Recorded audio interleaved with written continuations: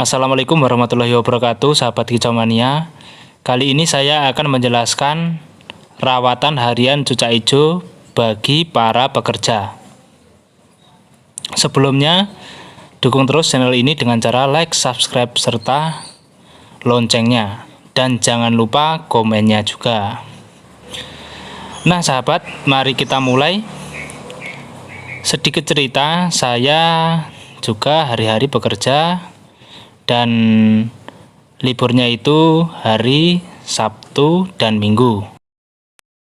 Setiap pagi hari sebelum berangkat kerja, saya rutin mengembunkannya. Manfaat pengembunan sangat banyak sekali. Salah satunya yaitu untuk menurunkan overbirahi dari cucak hijau. Pengembunan dilakukan antara jam 5 sampai jam 6 pagi. Selanjutnya dipanaskan sedikit saja, dijemur sedikit saja, karena saya berangkat kerja pagi hari ketika ada sinar matahari sedikit, saya jemur sebentar saja.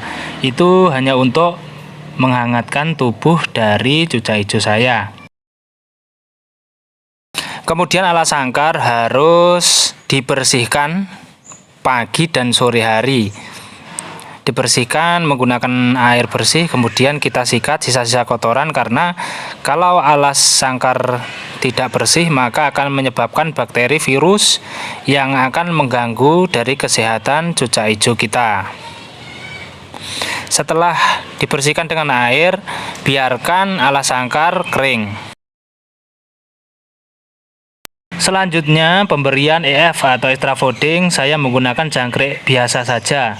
Saya berikan dengan settingan pagi dikasih 2, kemudian sore dikasih 2. Untuk setelan EF jangkrik itu sesuai dengan kebiasaan burung sahabat.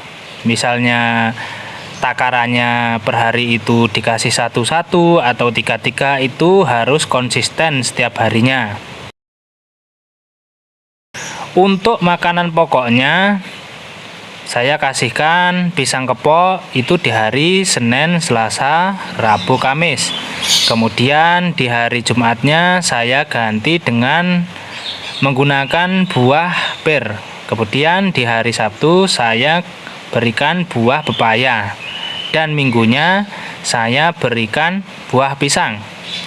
Karena saya menggunakan ragam buah tersebut untuk menanggulangi cucak hijau apabila terkena overbirahi, karena buah pepaya dan buah pir itu manfaatnya sangat ampuh sekali untuk menurunkan overbirahi dari cucak hijau.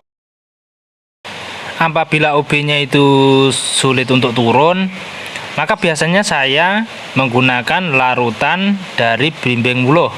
Jadi belimbing wuluh saya potong-potong sekitar 4 iris, saya kasihkan ke cepuk wadah minum biar cucak hijau meminumnya dan OB-nya akan turun.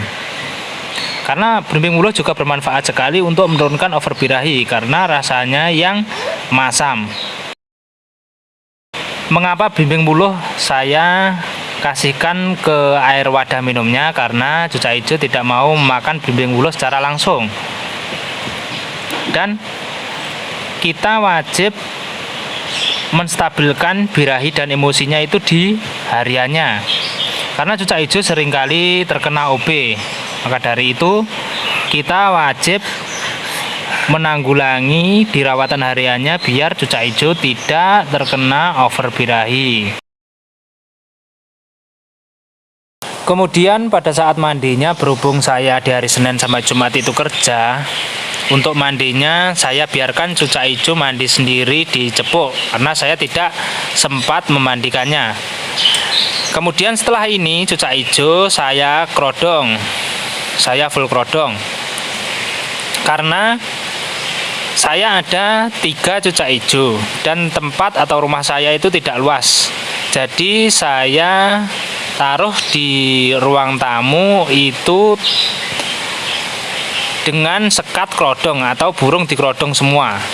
Jadi burung tidak saling melihat, hanya mendengarkan suaranya. Karena kalau burung sejenis atau burung masteran itu saling melihat, maka akan menyebabkan cucak hijau menjadi over birahi.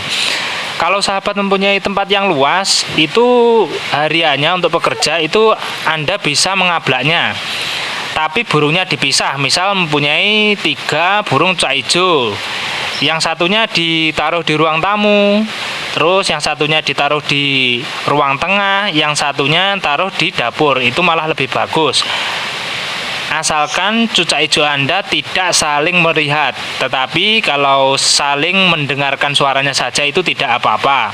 Berhubung rumah saya ini kecil, jadi saya taruh di ruang tamu, saya kerodong semua.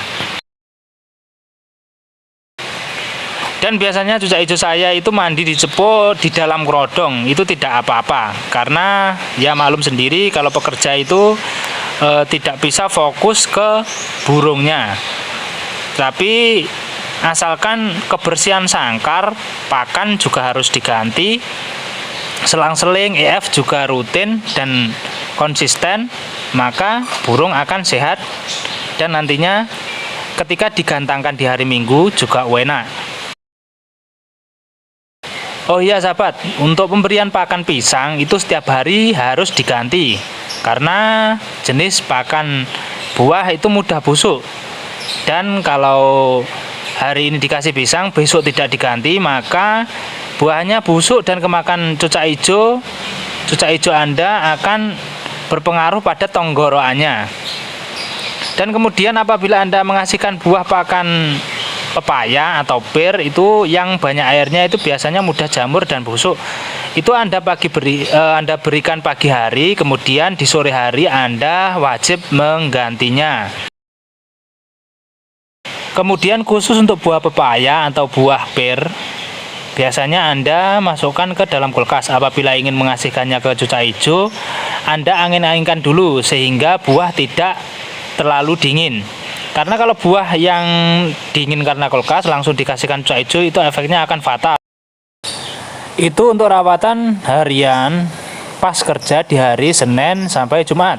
Kemudian di hari Sabtu saya libur, itu saya bisa memberikan rawatan yang lebih ekstra lagi, yaitu saya bisa memandikan burung cucak hijau di cepuk besar atau keramba. Bahkan saya bisa mengumbarnya dan saya bisa menjemurnya. Jadi saya jemur yang dengan durasi agak lama itu di hari Sabtu.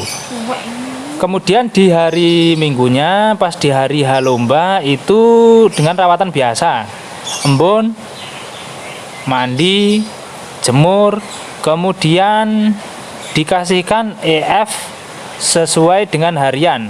Misalnya saya kasihkan 2, itu dibagi hari. Dan mau berangkat lomba itu saya tidak kasihkan apa-apa, saya hanya mengasingkan burung. Kemudian sampai di tempat lomba kurang 3 sesi, saya hanya memberikan jangkrik 1.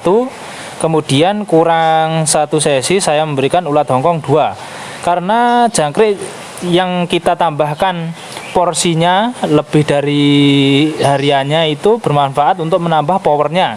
Kemudian ulat hongkong juga bermanfaat untuk sebagai colokan untuk memunculkan emosi dari cucak hijau, biar cucak hijau bongkar isian. Tetapi saya berikan ulat hongkong itu sesuai dengan cuacanya. Apabila cuacanya itu dingin atau mendung, saya berani menambahkan colokan ulat hongkong. Tetapi kalau cuacanya itu panas, saya tidak berani menambahkan ulat hongkong. Saya hanya kasihkan jangkrik, kurang 3 sesi itu saya kasihkan 1, kemudian kurang 1 sesi saya tambahkan 1.